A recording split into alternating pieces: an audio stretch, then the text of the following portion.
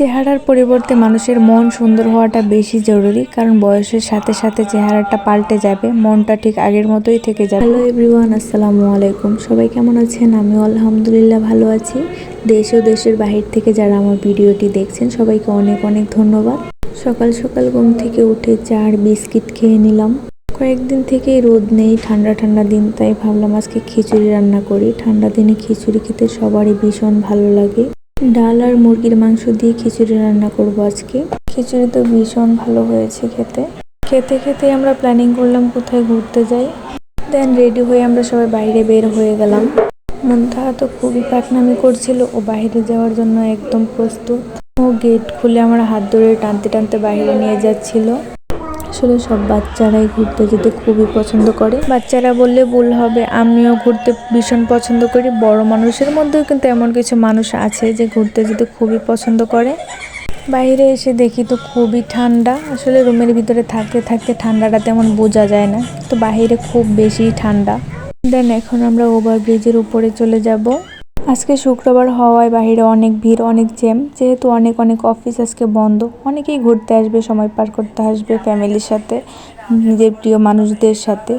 দেন আমরা ওভারব্রিজ পার হয়ে কিছু ভিতরে ঢোকার আগে কিছু জিনিস কিনে নেব খাবারের, কারণ আমার বাস্তি যেহেতু ছোট, বাহিরে ভিতরে গিয়ে খেতে চাইবে, ক্ষুধা লাগবে, কান্নাকাটি করবে, তাই কিছু জিনিস নিয়ে নিলাম। এটা আসলে কি আমি জানি না, ছোটবেলায় অনেক খেয়েছি, এটার নাম জানি না।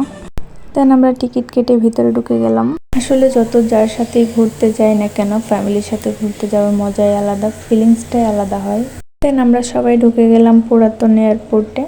এখানে আমাদের মতো অনেক ফ্যামিলি, অনেক কাপল, সবাই ঘুরতে আসছে। যেহেতু এখন শীতের দিন, ফুলের সিজন, তো চারদিকে শুধু ফুল ফুটে আছে। দেখতে তো খুবই সুন্দর লাগছিল, খুবই ভালো লাগছিল।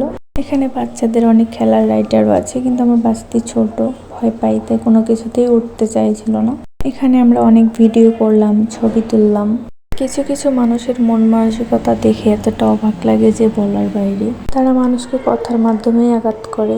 তারা বুঝতেই চায় না যে তাদের কথাতে পাশের মানুষটা হয়তো বা মন খারাপ হতে পারে, কষ্ট পেতে পারে।